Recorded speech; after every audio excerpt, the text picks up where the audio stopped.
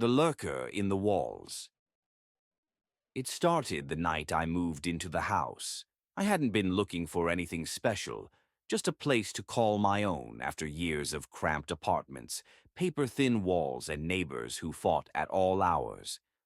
This house, though, this was supposed to be my escape, a place for peace and solitude where I could leave the world outside. It was an old house tucked away in a forgotten corner of town where no one really ventured. The listing had been up for months, but the price kept dropping until it was finally in my range. I jumped at the opportunity, even if it seemed too good to be true. As soon as I stepped inside, though, something felt off.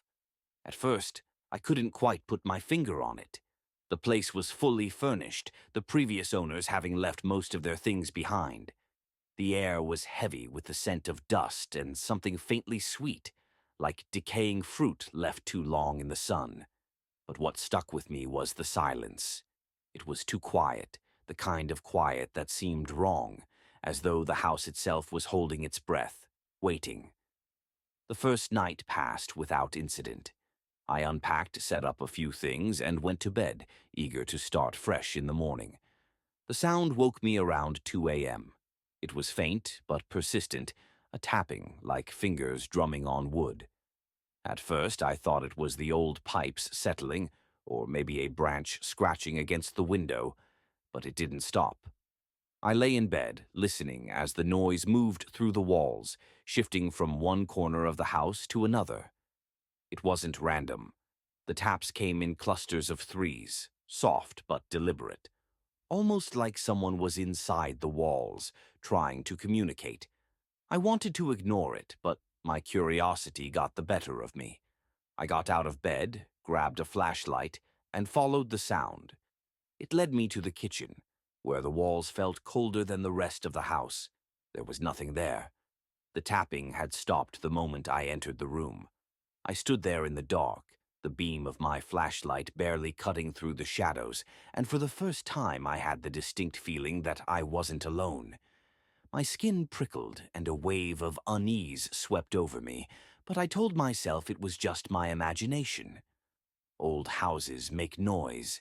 It's normal. The next day I tried to forget about it. I buried myself in work, unpacked more boxes, and went about my day. But that night, the tapping returned, louder this time. It was no longer confined to one area of the house. It followed me, always just on the other side of the walls, as though something, or someone, was moving through the space, keeping pace with me. Each night it grew worse.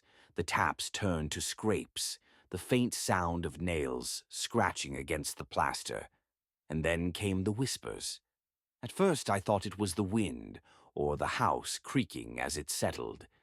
But no, these were words. Low, almost unintelligible. But there.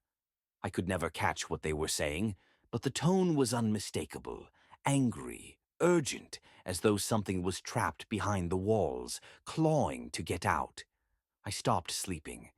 Every time I closed my eyes, I could hear the whispers, feel the vibrations of movement beneath the floorboards. The house was waking up, alive with things that shouldn't be. I tried to investigate. I checked every crawl space, every nook and cranny. But I found nothing out of the ordinary. No signs of rodents or faulty wiring. Nothing to explain what was happening. The more I searched, the more desperate I became. Until one night I found myself standing in front of the basement door. I hadn't been down there yet. The previous owners had left it locked and the realtor hadn't given me the key. But I knew with a sick certainty that whatever was wrong with the house was connected to that basement. It took me 2 hours to find a locksmith willing to come out that late. When he arrived, he looked at the house with a frown, muttering something about bad vibes. I didn't care.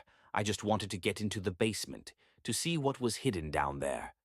The lock clicked open, and a gust of cold air rushed out, stale and damp. I hesitated at the top of the stairs, shining my flashlight into the inky darkness below. The basement smelled worse than the rest of the house, that same sweet rot, but stronger, almost overpowering. I descended slowly, the wooden stairs groaning under my weight. The flashlight flickered, but I kept going, forcing myself deeper into the cold. The basement was large, unfinished, with stone walls and a dirt floor. It was empty, save for a few old pieces of furniture and broken crates scattered in the corners.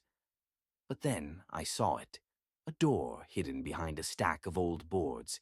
It was small, barely tall enough for someone to fit through, and